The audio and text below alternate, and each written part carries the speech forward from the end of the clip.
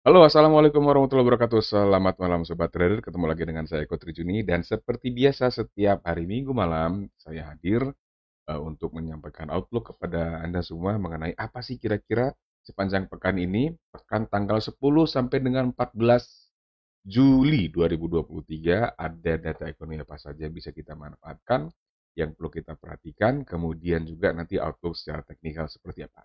Oke, hari ini, hari Minggu, tanggal 9 Juli 2023, saya akan sampaikan data dan outlook yang saya sebutkan tadi. Oke, kita mulai dari outlook secara fundamental dulu aja deh ya. Secara fundamental, Sobat Trader, pekan depan ini banyak ya, cukup ramai data ekonomi seperti yang dilansir dari investing.com oleh website kami, foreximf.com. Sobat Trader bisa masuk ke website foreximf.com. Ya, kita lihat saja langsung. Ya, ini dia. Di hari apa ini? Di hari Selasa ya, mulai dari hari Selasa ada data dari Eropa pukul 1 yaitu Jerman CPI man-on-man untuk bulan Juni perkiranya membaik dari minus 0,1% ke 0,3%. Nah, ini kayaknya European Central Bank kan ini lagi mulai naikin kecepatan ya untuk naikin suku bunga. Apakah nanti data ini akan menjadi pertimbangan juga pasti bagi mereka untuk menentukan arah suku bunga, tapi apakah nanti data ini akan direspon oleh market seperti mereka misalnya merespon data kenaikan suku bunga. Karena data CPI ini adalah Jerman itu adalah salah satu benchmarknya kawasan Eropa untuk pertumbuhan ekonomi dan lain-lain. Pokoknya data ekonomi dari Jerman, kemudian dari Perancis, itu Italia juga cukup mempengaruhi ya market seperti apa, terutama untuk mata uang euro. Nah, kali ini nanti akan kita lihat kalau nanti CPI-nya Jerman naik, apakah nanti market akan berpikir, wah kayaknya ECB mau naikin suku bunga lagi nih, akan gimana? Kalau ya, mungkin kita akan melihat pergerakan yang asik di Euro USD nanti hari Selasa pukul 13 waktu Indonesia Barat itu. Kemudian next pukul 23-nya di hari yang sama ada EIA Short Term Energy Outlook. Belum ada tidak ada data karena ini hanya seperti apa ya istilahnya semacam laporan kali ya, semacam laporan itu kayak gimana kira-kira nanti untuk konsumsi bahan bakar, produksi suplai bahan bakar seperti apa di Amerika untuk jangka pendek. Tapi nanti akan kita lihat outlook-nya laporan seperti apa. Walaupun mungkin biasanya tidak serta-merta direspon oleh market, terutama dalam kaitannya dengan crude oil, tapi ya mungkin saja akan sedikit banyak berpengaruh setidaknya untuk outlook harga minyak mentah seminggu ke depan. Oke, kita lanjutkan di hari Rabu, tanggal 12 Juli 2023. Oke. Ada pagi-pagi itu ada data dari Selandia Baru atau New Zealand, dari RBNZ tepatnya, Reserve Bank of New Zealand, mereka akan mengumumkan suku bunga. Sementara ini sih forecast-nya tetap di 5,5%, tapi nanti akan kita lihat, terutama bagi sobat trader yang mau memanfaatkan data ini untuk trading, coba nanti lihat pukul 9 pagi hari Rabu tanggal 12 Juli 2023. Gimana nih kira-kira keputusan suku bunganya si Bank Sentral Selandia Baru ini? Nah, kalau mereka naikin suku bunga, ada kemungkinan untuk jangka pendek itu dolar New Zealand akan menguat. Dengan kata lain, NZD USD ya kemungkinan akan naik. Kalau sebaliknya, kalau mereka nahan aja pun mungkin akan melemah loh. New Zealandnya. Jadi cek aja nanti. Apalagi kalau mereka pangkas suku bunga. Tapi ya untuk beberapa waktu terakhir ini kalau kita cek dari statement-statement, dari berita-berita, dari analisis-analisis juga fundamental yang lain, kecil kemungkinan mereka akan memangkas suku bunga untuk bulan ini. Ya, paling banter ya mempertahankan. Ya, tapi nanti kita cek aja nanti jam 9 pagi tanggal 12 Juli.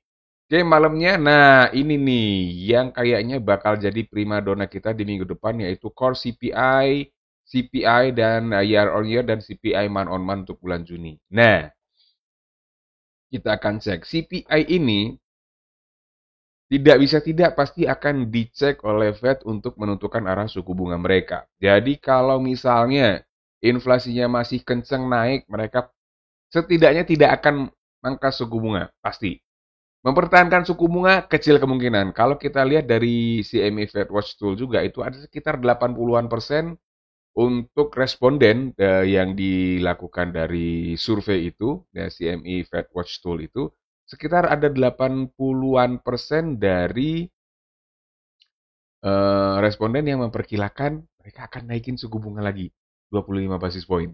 Oke, walaupun kemarin si apa US non-farm payroll-nya anjlok luar biasa dan kalau kita lihat dengan anjloknya data US non-farm payroll itu, nah US dollarnya juga anjloknya luar biasa. Oke, kita akan cek coba dari Fed Watch tool-nya ya. Kita akan cek. Nah, ini.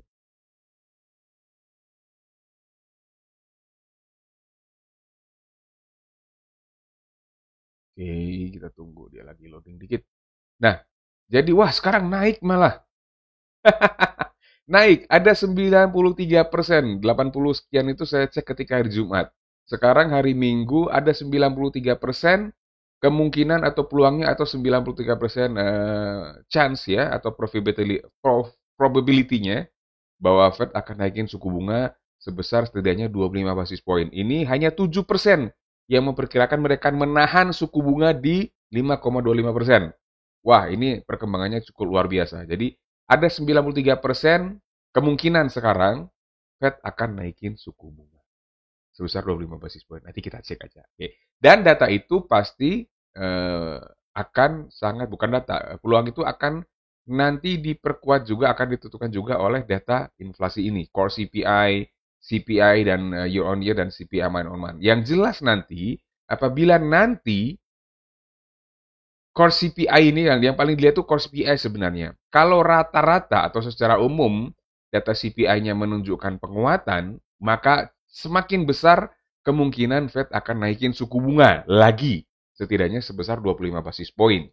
Dan itu kemungkinan kalau memang data CPI nanti di hari Rabu tanggal 12 Juli 2023 pukul 19.30 benar mereka melihat market melihat data inflasinya melonjak atau naik atau makin tinggi, ada kemungkinan US dollar akan menguat dengan asumsi bahwa mereka akan memperkirakan Fed akan naikin suku bunga lagi benar-benar gitu ya. Nah, jadi cek aja nanti sobat trader di hari Rabu tanggal 12 Juli 2023 pukul 19.30 waktu Indonesia Barat. Selanjutnya pukul 21 ada data lagi, data ekonomi dari Kanada, dari Bank of Canada. Mereka akan mengumumkan suku bunga yang diperkirakan akan naik dari 4,75% menjadi 5%. Ya, mereka diperkirakan menaikkan suku bunga sebesar 25 basis point. Nanti kita akan cek. Kalau memang seperti itu, mungkin walaupun untuk Canadian dollar atau berita dari Bank of Canada dan lain-lain, kalau mereka tidak memunculkan data yang luar biasa signifikan atau berubahnya sangat drastis, biasanya sih market ya santai-santai aja. Tapi kita cek aja, tidak ada salahnya kita cek nanti pukul 21 ini outlook-nya strong untuk Canadian dollar. Artinya kemungkinan besar kalau memang Bank of Canada naikin suku bunga sebesar 25 basis point, kemungkinan Canadian dollarnya akan menguat atau USD CAD pairnya kemungkinan akan turun. Oke, lanjut ke malamnya setengah jam setelah itu crude oil inventories pukul 21.30 dari minus 1,508%, belum ada forecastnya ya. Jadi nanti kita cek aja. Biasanya dia kalau tidak di hari Senin, hari Selasa dia update data ini. Oke. Lanjut di hari Kamis, tanggal 13 Juli ada data GDP dari Inggris, GDP. Month on month untuk bulan Mei diperkirakan anjlok dari 0,2% menjadi minus 0,4%. Jadi ini melambat ini pertumbuhannya ini. Jadi bukan naik tapi melambat dari plus 0,2 jadi minus 0,4 untuk Inggris ya. Yang Anda mau trade pound sterling ya nanti bisa cek di hari Kamis tanggal 13 Juli pukul 13 waktu Indonesia Barat. Malamnya, nah ini data mingguan ya, initial jobless claim dari 248.000 diperkirakan naik tipis ke 249.000. Kayaknya ini sejalan masih sejalan dengan data non farm payroll kemarin ya, masih merangkak ini kayaknya tuh tersendat-sendat ini laju pertumbuhan tenaga kerja ya di Amerika Serikat. Kemudian di saat yang sama ada data PPI. Nah, ini yang cukup menarik ini. Ini kayaknya bakal menariknya cukup seru nih dari antara data initial jobless claims kemudian dengan PPI. Karena PPI ini salah satu data inflasi juga seperti yang kita sebutkan tadi akan dilihat oleh Fed juga untuk menentukan arah kebijakan moneter mereka. Dalam hal ini suku bunga akan seperti apa. Jadi akan kita cek nanti dari minus 0,3% dia naik jadi 0,2%, signifikan naiknya. Ini bakal tarik-tarikan, ini bakal seru nih kayaknya nih. Karena yang satu ini kalau benar memburuk, US dollarnya bisa tertekan, tapi yang ini kalau benar dia naik angkanya, US dollarnya bisa menguat. Nah, kita lihat nanti akan seperti apa ya. Ya, seperti biasa mungkin bisa pasang trading ya, kalau untuk data seperti ini. Oke, itu untuk data ekonomi high impact sepanjang pekan ini. Tentu saja nanti di setiap hari akan kita bahas juga satu persatu datanya day by day-nya melalui sesi live trading signal. 2 kali sehari kita ya, dari hari Senin sampai Jumat, yang sesi pertama pukul 9 pagi, sesi kedua pukul 20 waktu Indonesia Barat malam. Tapi kalau ada misalnya data yang signifikan yang menurut kami cukup layak untuk dibahas real time, ada kemungkinan kami ubah jam tayangnya sesuai dengan data yang bersangkutan. Data apa kita belum akan belum akan sampaikan sekarang. Tapi kalau Sobat Trader mau tahu kalau ada perubahan jadwal tayang, Sobat Trader tinggal subscribe channel forexmf.com supaya bisa tahu. Nyalakan juga loncengnya ya, alertnya supaya tahu ada update apa sepanjang pekan ini atau pekan depan dari channel YouTube forexmf.com. Oke. Oke, kita lanjutkan sekarang ke outlook secara teknikal. Ini seperti yang kita lihat tadi, US dollar anjlok ketika data non-farm payroll yang jelek itu diumumkan.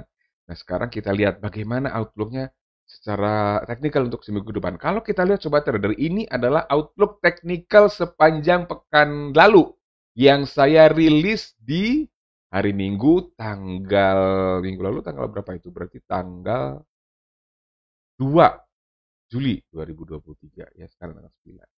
Nah, waktu itu saya mengatakan perhatikan area 1921,44 sampai 1939,11 karena ada kemungkinan dia turun ke area ini 1910,5 dan benar terjadi ternyata seperti itu Sobat Trader. Nih, angkanya yang itu ternyata benar turun dia ke 1910,5.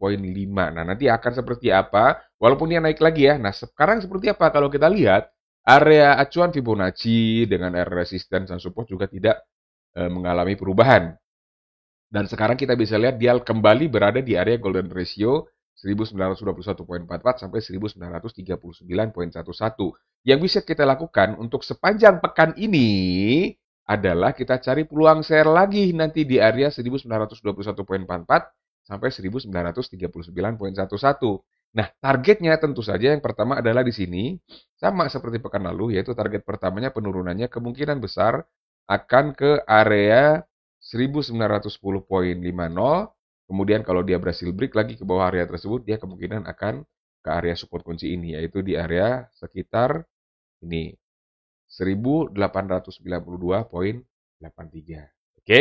Nah, area resisten masih berada di sini ya, resisten kritis masih tetap di 1950,05. Jadi jangan kaget kalau dia naik-naik dikit ke area itu ya.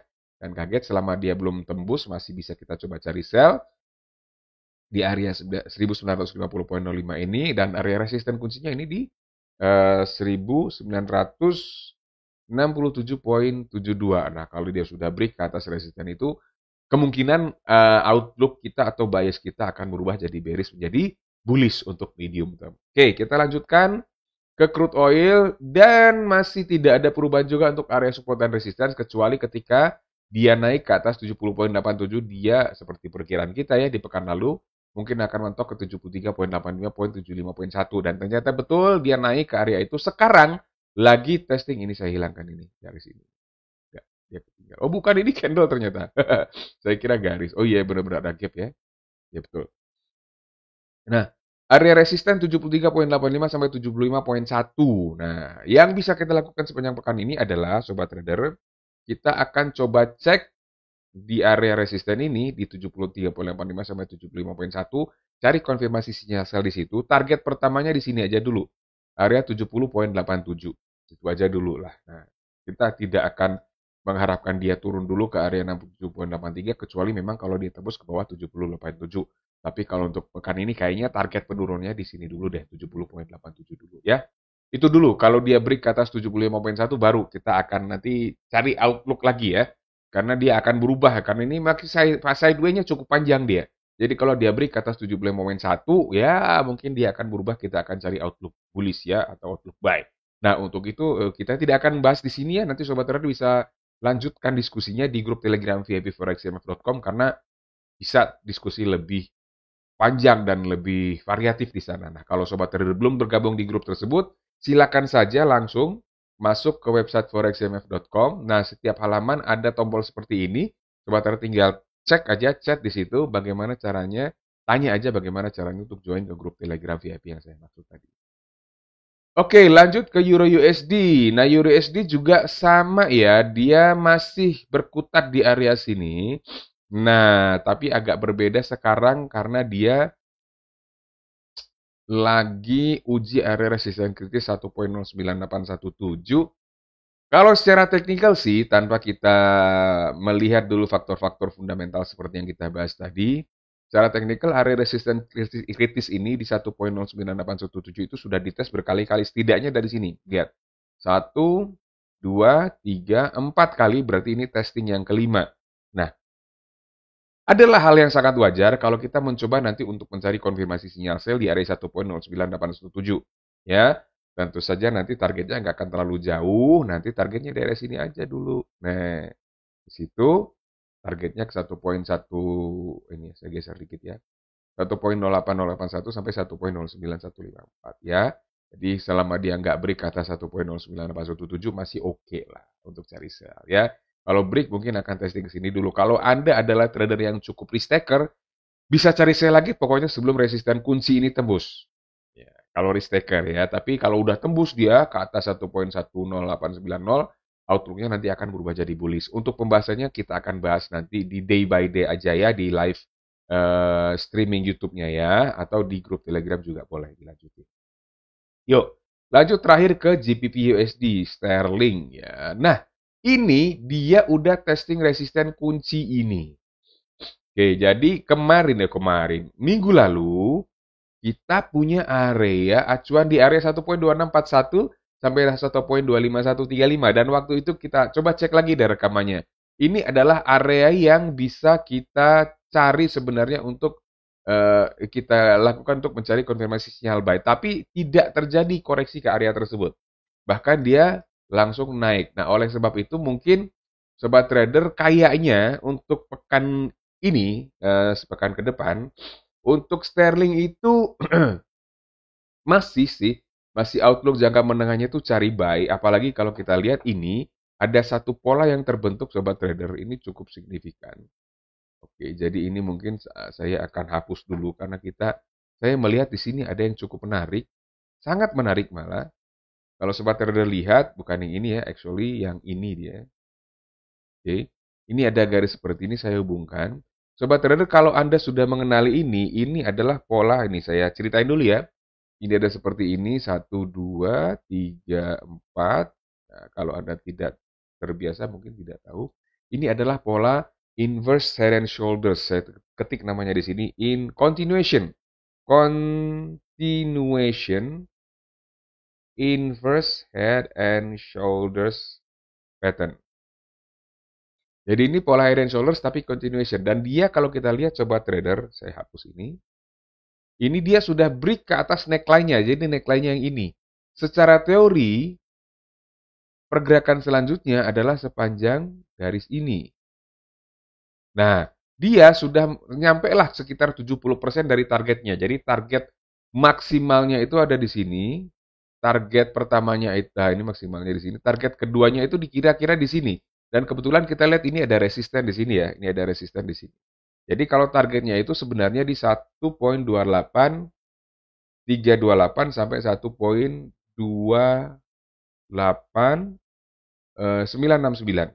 Ya, di situ dia targetnya.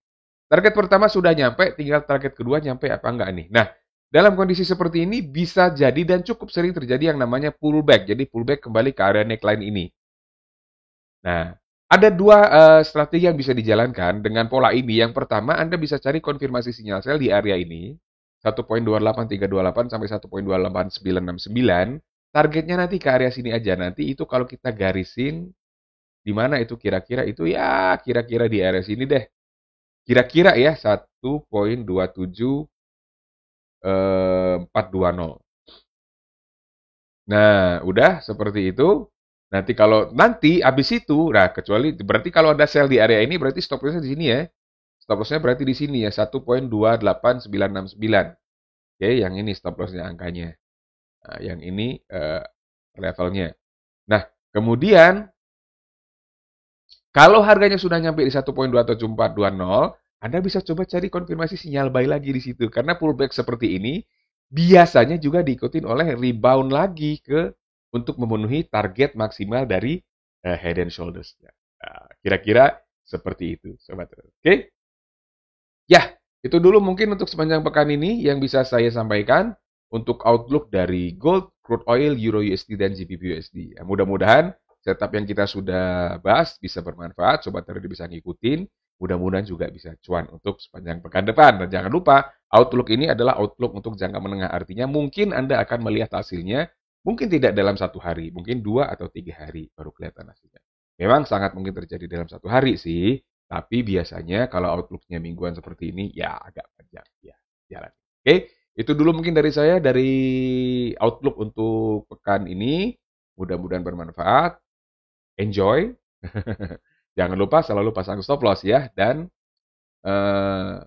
perhitungkan modal dengan menghitung lot ya. Jangan sampai over trade. Jangan lupa juga subscribe channel Forex YouTube forexcmf.com. Channel YouTube forexcmf.com dan nyalakan lonceng alertnya dan jangan lupa share kontennya kalau Anda anggap ini berguna. Saya Kotri Juni pamit dulu. Salam profit. Assalamualaikum warahmatullahi wabarakatuh.